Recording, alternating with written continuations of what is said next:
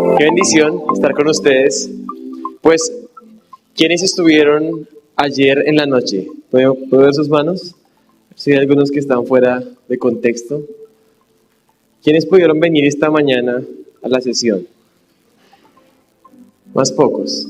Entonces yo voy a hacer algo y voy a dar algunas pinceladas y luces de lo que hablamos esta mañana dentro de la presentación que voy a hacer ahorita para que todos estemos más o menos nivelados. Igual tienen que ver el video de esta mañana, ¿listo? Pues la enseñanza de esta noche se llama Sigue los pasos del maestro. Y usted ve en la pantalla la palabra pasos del maestro. Porque nuestra idea no es venir a presentarles ni un nuevo evangelio, ni siquiera un nuevo método de evangelismo, sino poder ver en las escrituras cuáles son esos elementos, cuál es ese ejemplo del mismo Señor Jesucristo y cómo podemos alinearnos con ese evangelio bíblico y con un evangelismo bíblico. Y de hecho, Pasos del Maestro se ha convertido en una insignia de Living Waters para ayudarles a ustedes a que puedan seguir los pasos del Señor. Y quisiera llamar su atención a un acróstico o a una palabra que está ahí. Y quisiera que usted pudiera recordar estas 4 palabras que empiezan, una con la letra Q, que es que. Si me ayudan con la imagen.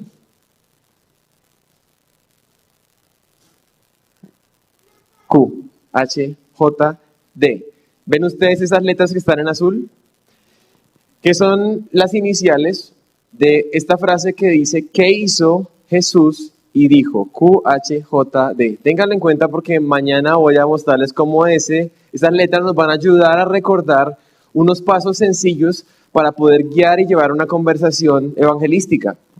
Pero por ahora quisiera que pensáramos en algo. Cuando se habla de qué hizo Jesús, muchas veces yo cuando estaba joven y en el grupo de jóvenes me decían, piensa qué haría Jesús en esta situación. Entonces uno empezaba a intentar imaginar qué haría Jesús en esa situación. Y dejas casi que un espacio para que un espectro de suposiciones, de posibilidades de qué haría Jesús. Y lo que queremos ver aquí no es qué haría Jesús si él hubiera tenido que evangelizar, sino qué hizo Jesús y qué fue lo que él dijo. Él es nuestro referente y quisiera que usted pudiera abrir su Biblia en Juan capítulo 4 y quisiera que pudiéramos aprender directamente del Señor en una experiencia, en un encuentro evangelístico que nos va a dejar grandes lecciones.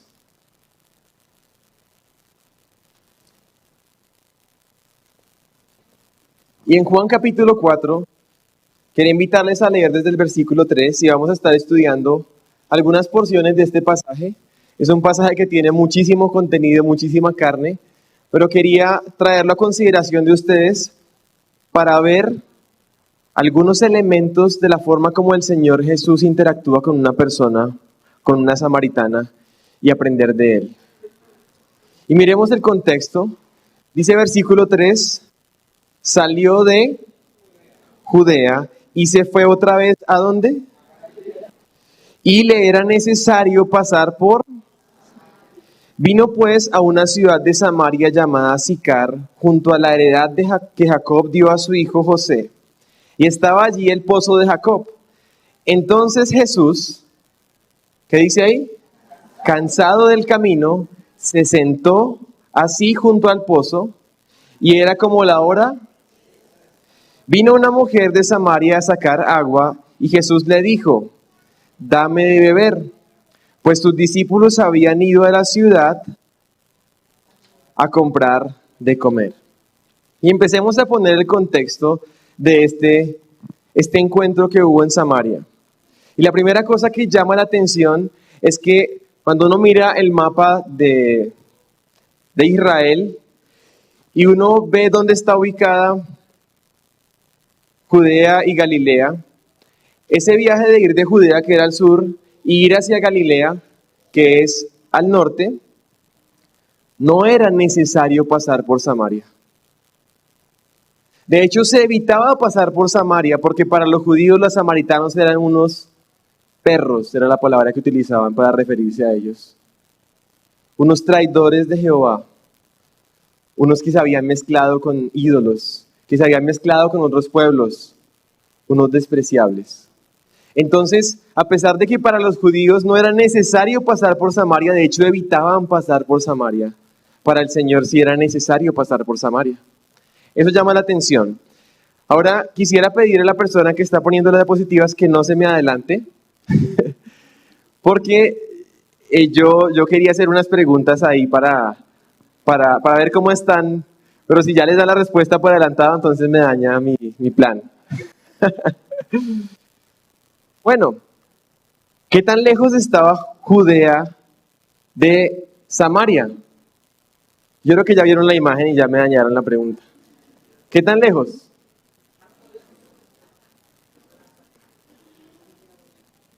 ¿Cuánto tiempo tardaría ese viaje en el tiempo de Jesús que iban a pie de un lado a otro? Días, un día por aquí, ¿quién da más, quién da menos? 2 días por aquí dijeron, 8 días, 13 días, gracias. Pues este camino, si uno pone el Google Maps, y ahí sí voy a mostrar es el Maps, y en el Google Maps cuando uno dice quisiera ir a pie desde Judea o de Jerusalén hasta Samaria, me gastaría como unas 22 horas a pie. Si pudiera caminar de corrido sin parar, imposible, hay que ir parando, caminar de día y parar. Probablemente serían 2 o unos 3 días de camino, y el Señor llevaba esos 2 o 3 días de camino. Hoy en día, si uno fuera a Samaria en carro, también puse Google Maps ahí, uno se gastaría como unas 2 horas y media, es como ir a Girardot. Pero imagínense ir a Girardot a pie, en 3 días de camino. Pues pongámonos en contexto porque ese es el momento en el que el Señor llega a ese pozo de Samaria, y por algo es que el versículo 6 dice que el Señor estaba cansado del camino y con razón. ¿Qué hora del día era? Eran la 6ª hora. ¿Eso qué significa? ¿Eran las 6 de la mañana, las 6 de la tarde? Era el mediodía, porque los judíos empiezan a contar las horas desde las 6, es la primera hora, y ahí van contando, y la 6ª hora es el mediodía. Al mediodía, imagínense eso, está el sol en su punto alto, donde uno no puede encontrar fácilmente una sombra. Y yo creo que el Señor estaba sediento, probablemente sudado, no existían los desodorantes en esa época. Yo creo que pasaba ese efecto que se le moja la ropa y parece como extraño, ¿no? Mojaba la ropa del sudor. Y además probablemente tenía hambre. Eran las 12 del día, no era hora de almuerzo. ¿Y ya habían almorzado? ¿Por qué sabemos que no habían almorzado? Los discípulos habían ido a buscar comida. Ese es un aspecto del contexto de este pasaje. Y ahora miremos otro aspecto, y es que el Señor le dice a una mujer samaritana y le pide agua de tomar. Y la reacción de esta mujer, versículo 9, miren lo que dice y lo pueden leer conmigo. La mujer samaritana le dijo, ¿cómo tú siendo judío me pides a mí de beber que soy mujer samaritana? ¿Por qué razón dice ella esto? Porque judíos y samaritanos no se tratan entre sí. Había un agravante adicional, y es que judíos y samaritanos no se hablaban, y yo podría sumar otra razón para que esa conversación nunca hubiera iniciado, y es que ahí hay un hombre y aquí hay una mujer. En un lugar quizás no tan transitado a esa hora del día. De hecho, una mujer que no era cualquier mujer, era una mujer que había tenido 5 maridos y el que ahora tenía no era su marido. Quizás no la mujer más santa que uno pudiera pensar. Ella probablemente estaba viviendo, no sería la viuda negra que se hubieran muerto todos sus maridos y pobrecita ella ahora está viviendo con alguien que no es su marido. Probablemente ella estaba en adulterio y ahora estaba, pues, ni siquiera estaba casada.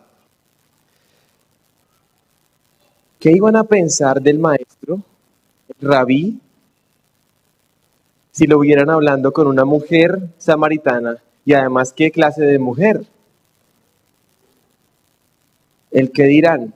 ¿Será que alguien podría pensar alguna sospecha de esa conversación? Pues miremos el versículo 27 Y es interesante que cuando los discípulos regresaron con la comida, ¿saben qué fue lo primero que hicieron? Y cuando vieron al Señor hablando con esa mujer, se maravillaron de que hablara con una mujer. O sea que sí. Pero obviamente dice acá, ninguno sin embargo le dijo qué preguntas o qué hablas con ella. No iban a ser tan imprudentes de preguntarle al maestro. Pero de pensarlo sí lo pensaron. Y yo quisiera poner a ustedes esta cantidad de factores que es impresionante porque es el Señor el que toma la iniciativa para iniciar una conversación. Él es el que primero abre la conversación. Jesús le dice a ella. Y este es el primer paso del maestro que quiero enseñarles, y es que el Señor Jesús es el que inició esta conversación. Y no esperemos que las personas de repente nos vean una cara iluminada y nos digan, ¿tú tienes algo que decirme? ¿Tú te comportas tan bien que dímelo? Eso no va a suceder. Remotamente podría suceder. Los peces no van a saltar dentro de la red.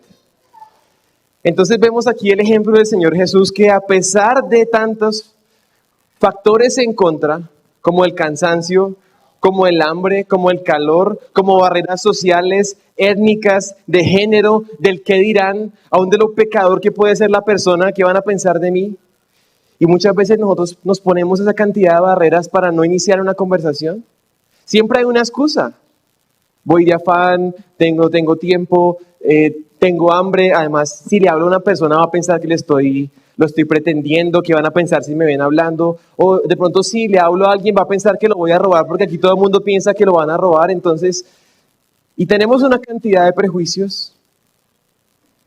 Pero yo quiero animarles a que empecemos por aprender del maestro este primer paso, y es, por amor, olvídate de todas sus excusas. Por amor, toma tú el primer paso.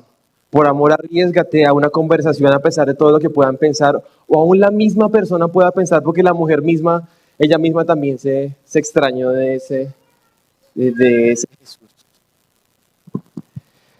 Hay una definición para evangelismo que es amor en acción. Y creo que el amor puede vencer toda esa cantidad de barreras que podemos tener en nuestra cabeza. ¿Cuáles son tus barreras y tus excusas? Pues yo hoy te invito a que demos este primer paso y sigamos el ejemplo de nuestro Señor. ¿Qué tal? ¿Cómo vamos ahí? Está ahí. El paso número 0 ni siquiera es el paso 1, pero sin ese paso ni siquiera empieza una conversación. Ahora vamos a ver el siguiente paso del maestro, y es que el Señor empezó en lo natural. Cuando el Señor le dice a ella y le habla, hay un pozo ahí, Él está en ese pozo y ella viene a sacar agua de ese pozo, y el Señor le dice, dame de beber, versículo 7. Dame de beber. Se está refiriendo literalmente, ¿esta agua es mía o era de alguien más? Creo que sí es la mía, ¿cierto? De la samaritana. Espero que el que la haya tomado no estuviera enfermo. Porque saben, el Señor estaba hablando, al menos en esta primera pregunta y en esta primera solicitud, de simplemente agua natural. Un agua que ya venía a sacar al pozo. Y Él toma este elemento que está ahí, y es el punto de inicio de la conversación. ¿Saben? Una conversación evangelística no tiene por qué iniciar en cosas espirituales. No debería empezar con que Dios te ama. No debería empezar con alguna cosa bien espiritual. No, porque eso va a generar una barrera de inmediato en las personas. Imagínense que una persona está en oscuridad. A mí me pasa en las madrugadas cuando me despierto y alguien me prende la luz. De repente me genera una sensación de incomodidad muy fuerte. Las personas están en oscuridad. Imagínate que tú de repente le sacas un tema que para ellos es un impacto y genera rechazo. Es estratégico empezar en lo natural. De hecho, si uno está atento de las oportunidades, el Señor te va a mostrar muchísimas oportunidades, muchísimas aguas dentro de las conversaciones, dentro de las situaciones diarias, dentro de los momentos, los comentarios que escuchas, muchísimas oportunidades para tomar ese asunto e iniciar en lo natural. De hecho, es interesante que Natán el profeta, cuando va a confrontar a David por lo que ha hecho, mire que Natán empieza no diciéndole que David es un pecador y debe arrepentirse. Él empieza con una historia de un hombre, de otro hombre, de una ovejita, y él narra esta historia y es una forma de generar una transición o un rompehielos para después denunciar y aterrizar a David en ese punto como el culpable de esa historia. De hecho, dice Primera de Corintios 2:14, no lo busquen, sino que mantengámonos en Juan capítulo 4 ustedes, ahí en la Biblia. Pero quiero que ustedes noten algo. Dice Pablo, que el hombre natural no percibe las cosas que son del Espíritu de Dios, porque para él son locura y no las puede entender porque se han de discernir espiritualmente. Entonces no pensemos que las personas en su estado natural, en su mente carnal, van a comprender así de buenas a primeras cosas espirituales. No es el punto para empezar. Y también quisiera apuntarles al ejemplo del apóstol Pablo cuando él fue a Atenas y estaba en el Areópago, un lugar que estaba lleno de muchísimos ídolos. Él estaba conmovido de ver tantos ídolos. Y saben, él ve un altar al Dios no conocido y utiliza ese elemento natural para ellos y desde ahí les empieza a hablar del Dios que él les anuncia. Toma un elemento natural que estaba en ese momento. Así que aprendamos del Señor Jesús a iniciar ¿en qué? En lo natural. Muy bien. Pero no nos quedamos ahí. De hecho, es interesante que esta conversación, a medida que va avanzando, jamás termina en que el Señor terminara tomando el agua del pozo ni saciando su sed física. No terminó ahí. Es extraño. La intención del Señor para hacer esa pregunta y esa solicitud de dame agua, dame de beber, era tomar ese elemento e intencionalmente darle un giro a lo espiritual. Y quisiera que pudiéramos leer en el versículo 10 de Juan capítulo 4 y pudieran ustedes notar, quieren verlo en la pantalla, yo resalté esas palabras, unas palabras en las que el Señor está hablando con ella y está utilizando ahora palabras y elementos espirituales conectados con la misma agua que Él le pidió de beber, la agua natural. Dice, el Señor le dijo, si conocieras el don de Dios, ya apareció la palabra Dios en esta conversación. ¿Y quién es el que te dice, dame de beber? Aquí está el elemento natural otra vez. Tú le pedirías y Él te daría agua viva. Miren ese otro elemento, viva. Ya no solamente agua, sino agua viva. Avancemos al versículo 13.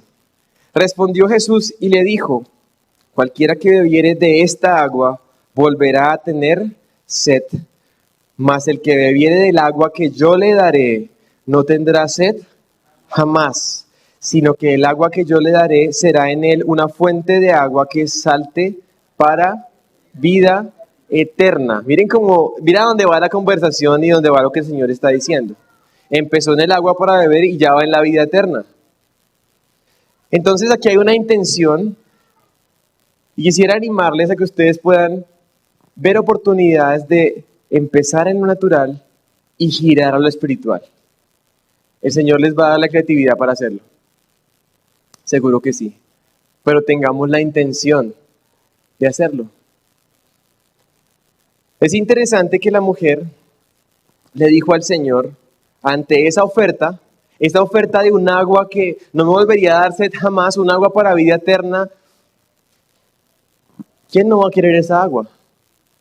Y ella le dice, versículo 15, Señor, dame esa agua para que no tenga yo sed, ni venga aquí a sacarla. Esta mujer estaba lista para que el Señor le dijera, yo soy el agua de vida o algo por el estilo, para que le dijera, yo soy el Mesías que habla contigo y que tú necesitas. Ella estaba pidiendo que el Señor le diera esa agua y ella estaba entendiendo a qué se refería el Señor exactamente. Por lo que parece no, porque ella está pensando en un agua que no tuviera que venir otra vez al pozo a sacarla. Estaba pensando en términos materiales.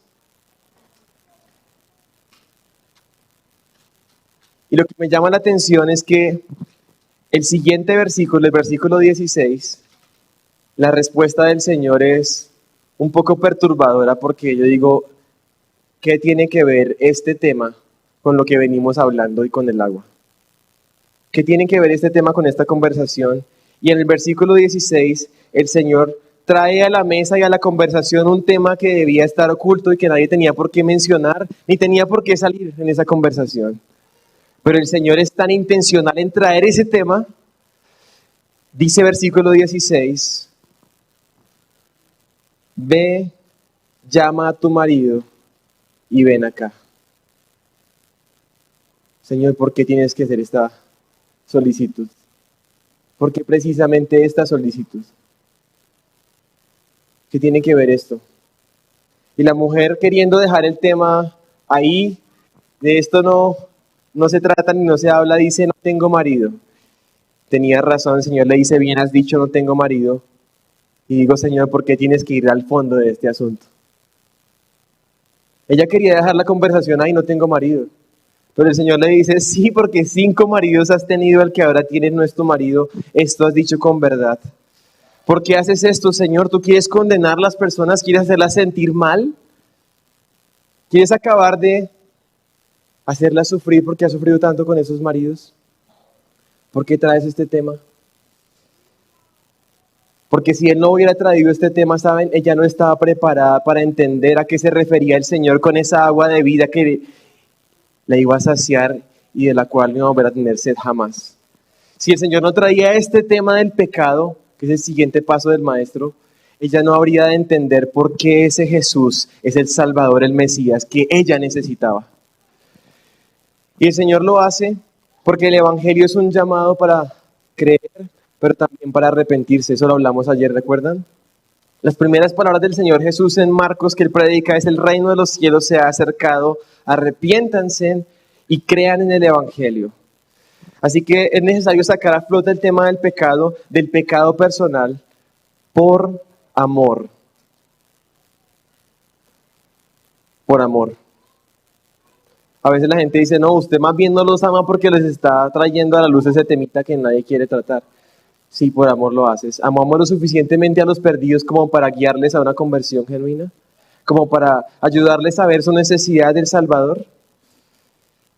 ¿Saben? El Señor en este caso es omnisciente, o sea, el Señor sabe todo y Él podía llegar a saber precisamente cuál es esa cosa que Él necesita exponer.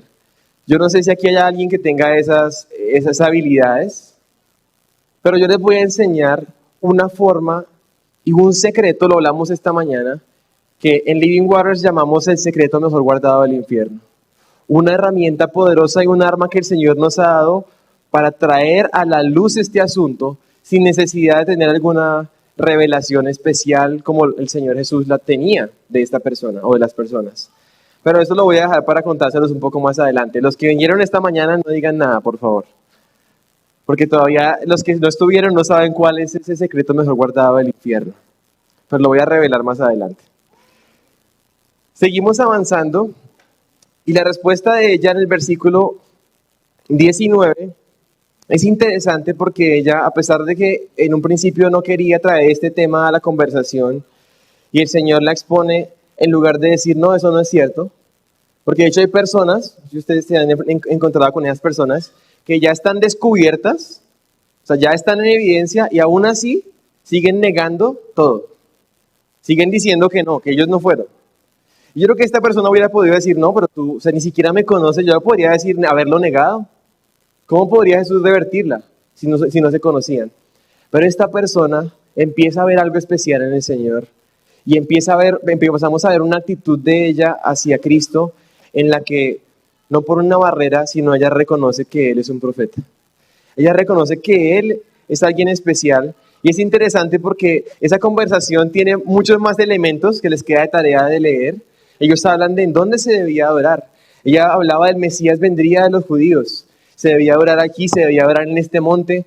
El Señor le dice, el punto no es el lugar donde van a adorar, porque los verdaderos adoradores no dependen de un lugar, sino que adoran al Padre, los verdaderos adoradores, en espíritu y en verdad. Y ese Mesías que habría venido de los judíos, que nos declarará todas las cosas, dijo ella. Cuando la conversación llega a ese punto, el Señor nos muestra este cuarto paso. Y es que Él proclama el Evangelio. Jesús, ¿cómo proclama el Evangelio? Cuando se da a conocer a sí mismo a las personas. Y en este caso el Señor, ella decía, sé que va a venir el Mesías llamado el Cristo, cuando Él venga nos declarará todas las cosas. Y yo creo que cuando ella dijo esto, cayó en cuenta que el Señor le había declarado las cosas a ella. Y el Señor no demora en responderle, yo soy el que habla contigo. ¿Saben? No es sino hasta cuando encontramos a Cristo que realmente encontramos la vida. No es sino hasta cuando encontramos a Cristo que vamos a estar buscando y buscando en fuentes de aguas que nos sacian. Siempre vamos a estar esperando que esa persona, que ese hombre, que esa mujer, que esa cosa o ese proyecto de vida sea esa fuente que nos da satisfacción. Pero a menos de que encontremos nuestra plenitud y satisfacción en Cristo, siempre vamos a estar sedientos. Siempre vamos a estar haciendo ídolos de una y otra cosa. Y mientras pienses que alguien nos puede pasar a los papás cuando tenemos esos hijos, a los hijos con los papás, a los esposos con las esposas, esposas con esposos. Mientras tú creas que esa persona es el que te va a saciar, tú siempre vas a estar con sed. Y el Señor Jesús se revela a ella y esta mujer evidentemente cree que Él es el Mesías. Pero hasta aquí quisiera detenerme y que pudiéramos hacer un repaso de cuáles son los pasos del Maestro. Y ustedes me van a ayudar. El primer paso, que es el número 0, ¿se acuerdan? ¿Cuál fue? ¿Cómo? Escucho como dos respuestas diferentes. ¿Están confundidos? Sí. Inició el encuentro. El Señor toma la iniciativa, ¿recuerdan? Por amor. El segundo paso. Comenzó en lo natural, el primer paso. ¿Y luego qué hizo? Pasó a lo espiritual. Muy bien. ¿Y después cuál fue ese siguiente paso? ¿Y en dónde terminó pasos del Maestro? En el Evangelio. He aquí los pasos del Maestro. La idea de la siguiente parte de esta presentación es poderle mostrar algunos elementos prácticos y ayudas y recursos que nos pueden guiar para ir en esos pasos, para seguir los pasos del Maestro. Pero antes de eso quisiera llamar su atención a algo, y es que parte de los pasos del Maestro es la respuesta de aquellos que se encuentran con Cristo. ¿Cómo se involucran estas personas que se encuentran con Cristo como nosotros, como cada uno de ustedes que ha tenido un encuentro con Cristo? ¿Cómo se involucran en los pasos del Maestro? Y es impresionante porque esta mujer se involucra inmediatamente en los pasos del Maestro. Y vemos en el versículo 39, Juan 4:39, que ahora son muchos samaritanos de aquella ciudad que creen en Él. ¿Por qué razón? Por la palabra de la mujer.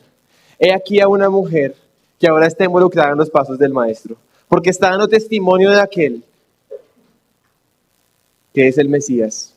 Y no el Salvador del mundo solamente, sino el Salvador de ella. Y ella daba testimonio diciendo, me dijo todo lo que he hecho. Y entonces vinieron los samaritanos a él y le rogaron que se quedase con ellos y se quedó allí 2 días. Y dice que creyeron muchos más por la palabra de él. Y le decían a la mujer, ya no creemos solamente por tu dicho, porque nosotros mismos hemos oído y sabemos que verdaderamente este es el Salvador del mundo, el Cristo. Ahora tenemos a una persona que da testimonio de Cristo, que es una evangelista.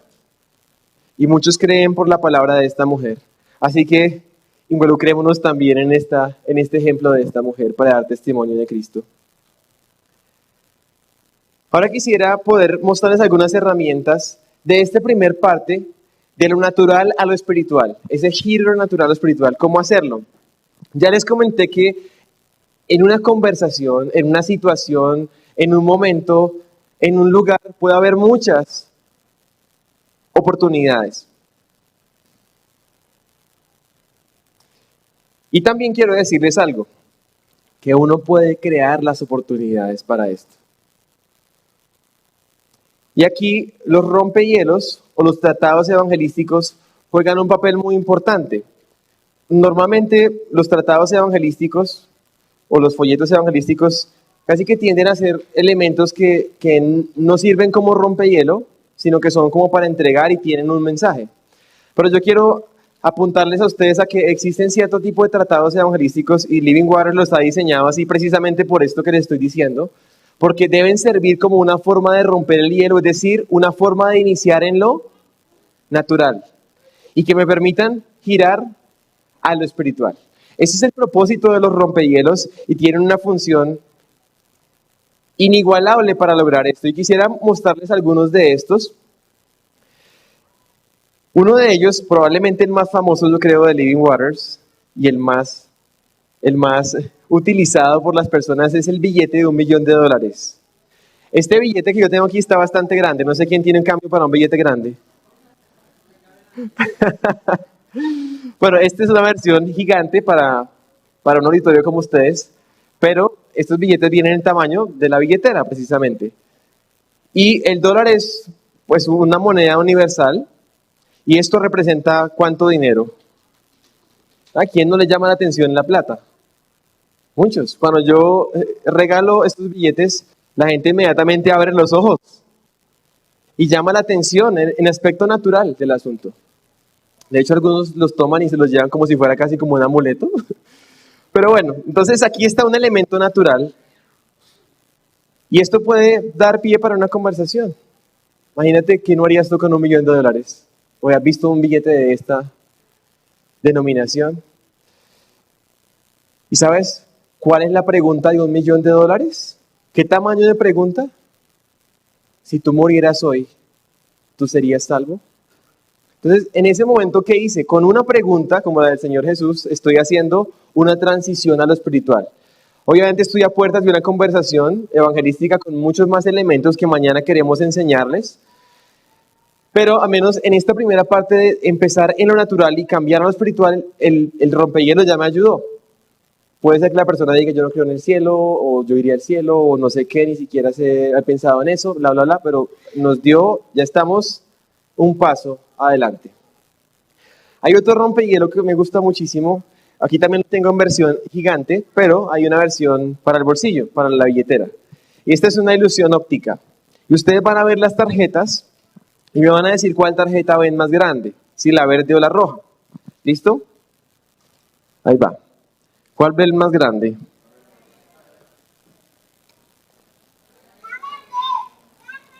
¿Verde? Bueno, ¿cuál ves más grande?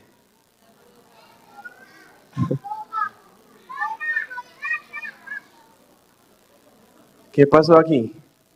Y a todos los niños que están en este auditorio, cuando terminemos esta enseñanza y termine todo el culto, pasen por la mesa allá y les vamos a regalar a cada uno una parejita de tarjetas. Pero saben que, mire, cuando uno se equivoca con esto, no tiene ninguna consecuencia, porque realmente son idénticas, pero uno sí le parece ver una más grande que otra. O sea, tienes una falsa percepción de la realidad. Ninguna consecuencia grave. Pero imagínate si te equivocas en cuanto a tu salvación. Las consecuencias serían por la eternidad. De hecho, esos ojos con los que ves y además te equivocas,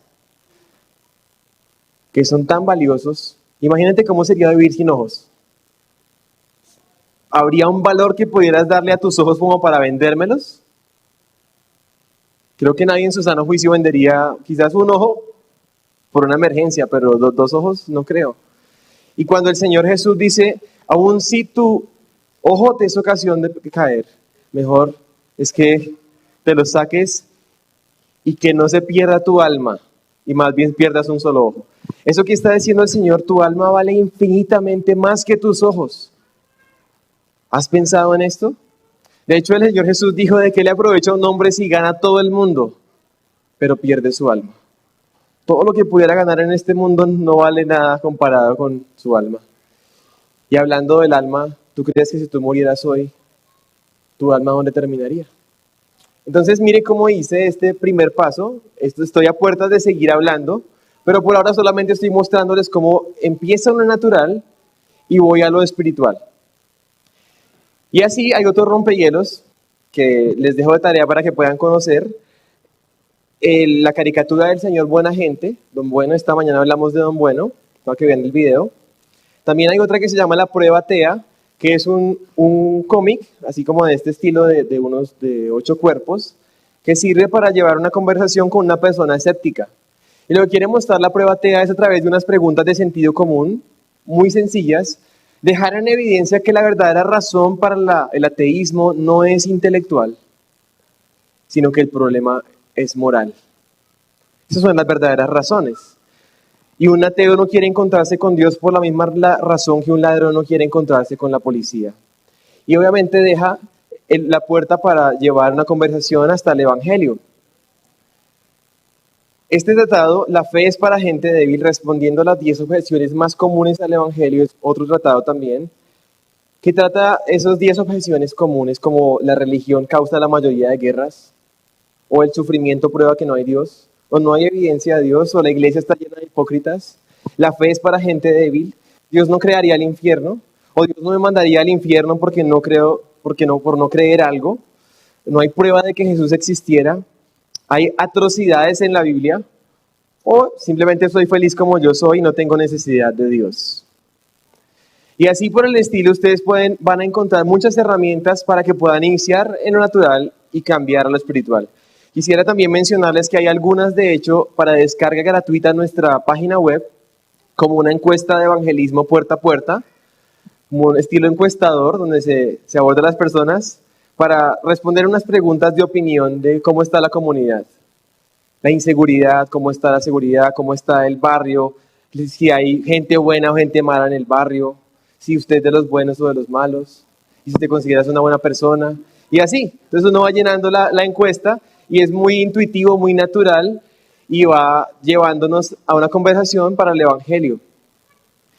Entre otras herramientas que quisiéramos poder enviarles a través de WhatsApp, como les hemos dicho. Además, quería comentarles que Respuestas en Génesis, que es un ministerio amigo de Living Waters, que nosotros también representamos acá en Colombia, de hecho tiene varios libritos que toman temas, uno diría, ¿y qué tienen que ver los dinosaurios con el Evangelio? Pues usted le puede sacar una vía para llegar al Evangelio de los dinosaurios. ¿Qué tiene que ver la muerte, el sufrimiento, la enfermedad, el dolor con el Evangelio? Por ahí llegamos al Evangelio también. ¿Qué tiene que ver el arca de Noé con el Evangelio? También por ahí le llegamos. Quiero mostrar estos temas porque son temas que cumplen la misma función. Tomar un asunto natural y llegar al Evangelio. Así que hay herramientas. Y por último, Living Waters tiene unas películas evangelísticas o producciones, algunos documentales, otras películas, que también están disponibles para ustedes digitalmente, que podemos enviarles al WhatsApp, que abordan un tema de lo natural y luego van a lo espiritual. Y quisiera que ustedes pudieran verlas para darse cuenta cómo se puede tomar uno de estos temas y llegar al Evangelio. Por ejemplo, una se llama La ilusión atea, ¿por qué millones niegan lo obvio? Trata el tema del ateísmo. Audacity, que trata el tema de la homosexualidad. Evolución contra Dios, y se llega al Evangelio. El aborto, el derecho de la mujer a escoger, 7 razones. 180, también sobre el aborto. Exit, la atracción al suicidio y la depresión, y ahí también llegamos al Evangelio con ese tema. Y la última producción que se llama ¿Lo matarías? La única pregunta para acabar con el aborto. Esos son temas que llaman la atención de las personas, así como lo llaman la atención los billetes. Que cuando tú muestras el corto o el tráiler o pones el tema sobre la mesa, inmediatamente hay atención, hay interés. Ya hablamos de algunas herramientas y ejemplos de cómo podemos empezar en lo natural y girar a lo espiritual, ¿cierto? Ahora vamos a avanzar a ese otro elemento que es ese punto que diría que puede ser de los más difíciles a la hora de evangelizar. Un punto difícil es cómo inicio. Ya les dije cómo, de lo natural a lo espiritual. Ahora, ¿cómo tratar este tema del pecado? Si yo no tengo ese conocimiento sobrenatural que tiene el Señor de la vida de las personas. Pues aquí es donde viene el secreto mejor guardado del infierno, como lo llaman Living Waters, y es que la ley moral de Dios, los 10 mandamientos, escúchenme esto, eso es una herramienta poderosísima para mostrar la luz de la santidad de Dios y dejar revelado la profundidad del pecado humano, de maneras precisas y específicas, no pensando como simplemente todos hemos pecado, pero cuando uno generaliza el pecado dice, bueno, pues es de humanos errar, es de humanos pecar. No estamos tan mal porque igual es un problema de todos. Pero lo que hace la ley es preparar el camino para el Evangelio de una manera extraordinaria. De hecho, esta mañana hablábamos de varias funciones de la ley. Y ahorita apenas podré resumir unas cuantas para que ustedes tengan una idea de que la ley está conectada con el Evangelio, la ley moral de Dios. No me refiero a la ley civil, ni tampoco a la ley ceremonial, sino a la ley moral. Dice Pablo en Gálatas 3:24, de manera que la ley ha venido a ser nuestro guía para conducirnos a Cristo, a fin de que seamos justificados por la fe. Es decir, la ley nos muestra nuestra culpabilidad y nos lleva de la mano como un tutor a los pies de Cristo, para entender por qué no somos justificados por la ley ni por las obras, sino por la fe. De hecho, la ley nos da conocimiento de pecado, literalmente dice así la Biblia, en varias partes el apóstol Pablo y el apóstol Juan lo mencionan así. Y no solamente da conocimiento de pecado, sino mira aquí en Romanos 5:20, la ley se introdujo para que el pecado abundase. Ni siquiera para que el pecado fuera algo común, sino para que el pecado fuera algo que realmente se viera en sobremanera pecaminoso como realmente es. Pero ¿saben qué pasa cuando el pecado abunda? Sobreabunda la gracia. Miren esta conexión entre la ley, el pecado abundante y ahora una sobreabundante gracia.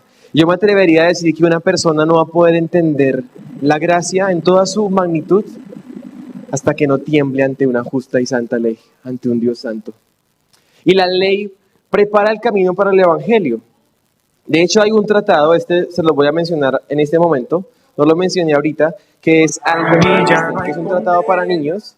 Y los niños también, cuando termine esta presentación, junto con las 2 tarjetas de ilusión óptica, les vamos a regalar un tratado de Albert Einstein. Y este está diseñado para llevarnos primero por la ley y luego al Evangelio. Y lo que vamos a hacer es que ustedes van a aprender en estos momentos. Esta mañana aprendimos los 10 mandamientos con imágenes. Ahorita no tenemos el tiempo para aprender todos los 10 mandamientos, pero lo que sí vamos a hacer es que vamos a aprender 4 de esos mandamientos de memoria.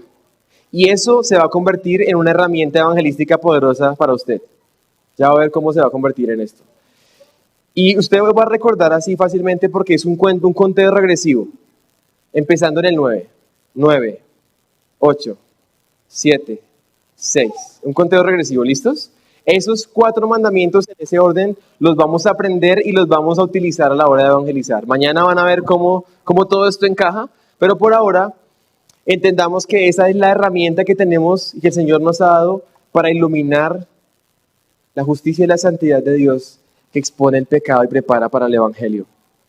Entonces, miremos esto. La idea con este ejercicio es que ustedes puedan ver las imágenes que yo les voy a mostrar y con las imágenes, recordando la imagen, ustedes van a recordar el mandamiento. ¿Listo?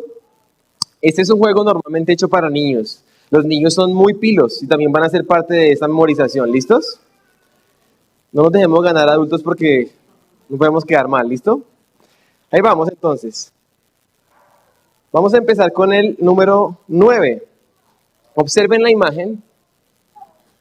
Estoy una imagen más adelante en el número 9. Muy bien. Pero quiero que miren la imagen del número 9. El 9º mandamiento. Y es una serpiente enrollada en forma de 9, con una lengüita ahí, ¿sí la ven? Y eso nos recuerda el 9º mandamiento que dice, no dirás falso testimonio o no mentirás. Satanás es el padre de mentira. La serpiente, de hecho, engañó, puso en duda la palabra de Dios y mintió. Entonces, mentir es una de esas cosas que es extremadamente grave a los ojos de Dios. No mentirás, dice este mandamiento. Vamos con el 8. Miren la imagen del número 8. Este está fácil, ¿cierto? Muy bien, por ahí hay un niño muy pilo. El antifaz de ese número 8 nos recuerda el mandamiento no robarás. Y esto ni siquiera tiene que ver con el valor o en qué momento de la vida habríamos tomado a lo que nos pertenece. Vamos con el 7. Esto parece como un juego de concurso. Un corazón que está roto con un número 7. El adulterio rompe el corazón y este corazón roto por el 7 nos recuerda el séptimo mandamiento: no cometerás adulterio. De hecho, respecto de este mandamiento, el Señor en el Sermón del Monte dice: ustedes oyeron que fue dicho no cometerás adulterio, pero yo les digo, cualquiera que mire a una mujer para codiciarla ha cometido adulterio con ella en su corazón. Dios ve la codicia y la lujuria como adulterio, y creo que también de hecho aplica cuando una mujer ve con codicia, con lujuria, no solamente para los hombres. El Señor ve no solamente nuestras acciones, sino nuestras intenciones. Esa es la esencia de esos mandamientos. Sexto, miren la imagen. Puedes matar a alguien con esa bomba, que tiene una forma de un número 6. ¿Listo? No matarás. Y también el Señor dijo en el Sermón del Monte: ustedes oyeron que fue dicho, no matarás. Pero yo les digo, cualquiera que odia a su hermano, o aún le insulta, utiliza una palabra que a veces no entendemos, pero es un insulto a otra persona, es culpable de homicidio. De hecho, lo dice al punto de que es reo del infierno de fuego. No es una cosa menor, porque el Señor ve el odio en nuestro corazón como homicidio. Porque si pudiéramos, mataríamos a esa persona, no, probablemente. Solamente que no lo hacemos porque nos iríamos a la cárcel. La cárcel restringe nuestra maldad. Pero ahí está el corazón de un homicida cuando hay odio. Así que vamos a poner en negro la pantalla, si me ayudan allá arriba, si es posible poner en negro la pantalla, porque ahora vamos a hacer el examen. ¿Listos? Parece que empezamos 9, 8, 7, 6, pero necesito que me quiten la imagen porque entonces es trampa. Si lo pueden poner en negro, hay un botón en PowerPoint que te puede poner en negro la pantalla. Vamos con el 9º mandamiento. Intenten recordar la imagen y me dicen qué mandamiento es. ¿Y cuál era la imagen? La serpiente, muy bien. 8. La imagen. 7. ¿Y recuerdan la imagen? Sí, ayúdenme con la imagen porque eso después les va a ayudar a recordarlo por todo el resto de su vida. Y llegamos al 6º. La bomba. Excelentes estudiantes. Ahora quisiera que veamos cómo cuando nos vemos ante el estándar,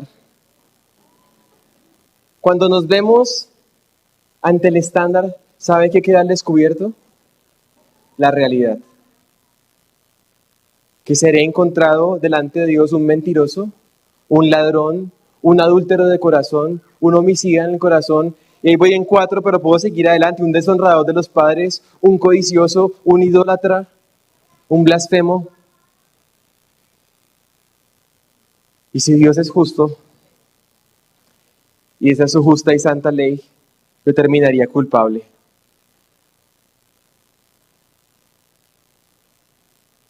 Y mi destino eterno no está en duda, está claramente definido, que es el infierno. Pero entonces, ahí es cuando estamos preparados para escuchar el Evangelio. Así como primero el Señor pasó por este paso, y no nos quedamos ahí. Si solamente llegáramos hasta ahí, estaríamos siendo las peores personas que podemos ser en este mundo y dando la peor noticia que podamos dar en este mundo. Pero el Evangelio es la mejor noticia que pudiéramos anunciar. Una buena noticia de que para los pecadores hay esperanza por medio de Jesucristo. Y aquí es donde venimos a mostrar el gran amor de Dios al enviar a su Hijo unigénito al mundo, para que todo aquel que en él crea no perezca, sino que tenga vida eterna. Aquel que es el Hijo de Dios se introdujo en la creación, Dios mismo, Dios hecho hombre, caminó por esta tierra, vivió una vida perfecta, en todos los puntos de esos mandamientos donde tú has sido tentado y has pecado y has fracasado. Él fue tentado, pero fue hallado sin pecado. Y fue a la cruz no para llevar el castigo de su pecado ni para sufrir su propia muerte, sino para llevar el castigo de nuestros pecados y para sufrir nuestra muerte, para trasladarnos su justicia y su vida a todos aquellos que creen en Él. Solamente en Él hay salvación y demostró ser quien dijo que era, porque se levantó de la tumba y resucitó al tercer día. hizo un Salvador glorioso y victorioso, que ahora Dios entonces está mandando a todos los hombres en todo lugar a que se arrepientan, porque ha establecido un día en el cual juzgará al mundo con justicia, por medio de aquel varón que levantó entre los muertos. Por eso, ante esta proclamación y esta realidad del Evangelio, el llamado, como hablábamos ayer, es arrepentimiento y fe. Arrepiéntanse y crean en el Evangelio. Miren cómo hicimos este recorrido por los pasos del Maestro, ¿lo recuerdan? Él fue el que inició esa conversación, él dice que toma la iniciativa, sigamos ese ejemplo. Luego él inicia en lo natural y da un giro a lo espiritual. Y luego trae a la luz y a la conversación este tema del pecado. Una pregunta sencilla para poder dar ese tema del pecado, ¿saben cuál es? Esta pregunta, ¿tú te consideras una buena persona? Con esta pregunta estamos a puertas de poder usar de una manera natural estos mandamientos. Y por eso finalmente llegamos con un terreno abonado para proclamar el Evangelio y para mostrar la gloria del amor de Dios y la gloria de Dios revelada en Jesucristo. Así que quiero recordarles que esto no termina aquí. Les invito a que puedan venir mañana. Todavía hay 2 sesiones pendientes de nuestra parte para que puedan aprender cómo vencer el temor. Mañana vamos a aprender eso. Y también vamos a aprender ya una forma de poder elaborar el mensaje, cómo darle estructura a todo esto y cómo, así como nos aprendimos los mandamientos, poder aprender algunas otras cosas básicas para saber cómo llevar esa conversación sin olvidarnos de los puntos esenciales. Y a usted le puede agregar muchas cosas más. Si a mí me dieran tiempo, yo predicaría y diría más cosas de Cristo y hablaría más cosas. Depende del tiempo que tengan, pero al menos esas cosas básicas que no se nos queden por fuera. Y quiero recordarles que hay un curso de evangelismo que precisamente se llama Pasos del Maestro, que les animo a considerar como congregaciones para equiparse en ese proceso. No es un curso que nosotros demos en la iglesia, sino que es un curso que ustedes llevan a cabo por sí mismos en base a videos directamente grabados por Ray Comfort, que es el fundador de Living Waters.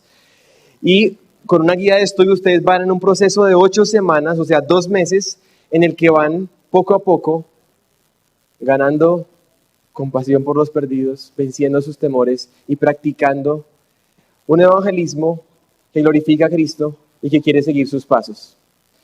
Por eso se llama Pasos del Maestro. Les recomiendo muchísimo los libros del ministerio. Dios tiene un plan maravilloso para tu vida. El mito del mensaje moderno. También cómo conducir a tus hijos a Cristo y conservarlos con Él, evitando la tragedia de la falsa conversión. Les recomiendo los pasos del maestro para niños, cómo enseñar a los niños el Evangelio y también enseñarles a ellos cómo pueden compartir el Evangelio con otros. Los pasos del maestro para jóvenes y los hechos científicos en la Biblia. Estoy agradecido con ustedes por este tiempo y me gustaría que pudiéramos orar agradeciendo por la palabra del Señor, por su ejemplo, por nuestro gran Salvador, Jesucristo. Gracias, Padre Celestial, por este tiempo. Gracias por tu instrucción, por tu enseñanza, porque sabemos que es tu Espíritu real entre nosotros para enseñarnos todas las cosas, para revelarnos y glorificar a Cristo, para glorificar al Padre en medio nuestro, para mostrarnos tu gloria a través de Cristo. Gracias porque somos privilegiados al ser embajadores de este ministerio de la reconciliación. Gracias porque nos has reconciliado contigo por medio de Jesucristo y nos has encomendado el ministerio de la reconciliación. Que Dios estaba reconciliando al mundo consigo mismo a través de Jesús. Y queremos ser esos embajadores, esos portadores de tu voz, como si Dios rogara por medio de nosotros a este mundo reconciliense con Dios. Queremos ser esos heraldos que proclaman este evangelio, que es poder de Dios para salvación. Y aun si en este lugar hay personas que han estado viviendo en tinieblas, que se están autoengañando a sí mismos, autojustificándose a sí mismos, o viviendo una vida de pecado y de camino a la perdición. Hoy nuestra oración por ellos es que tú despiertes sus conciencias.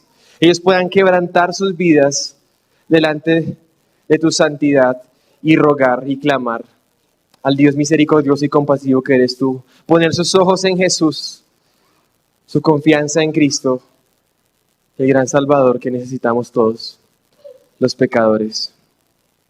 Porque tú has venido no a llamar a justos, sino a pecadores al arrepentimiento. Y gracias por esto. Porque hemos sido llamados por ti. Porque ni siquiera nos mandas que seamos sal y luz, sino que nos dices que ya somos sal y luz. Ustedes son la sal de la tierra, ustedes son la luz del mundo y nos apropiamos de esta declaración que tú haces de tu pueblo que somos nosotros. Y utilízanos, esa es nuestra petición. Queremos ser siervos para la gloria tuya en medio de cada lugar que nos has puesto. Danos las estrategias, las ideas, la disposición. Estamos dispuestos para que tú seas glorificado por medio de la salvación de muchos, cuando este evangelio es predicado, escuchado y creído. Gracias por este tiempo. Oramos en el nombre de Cristo Jesús. Amén. Amén.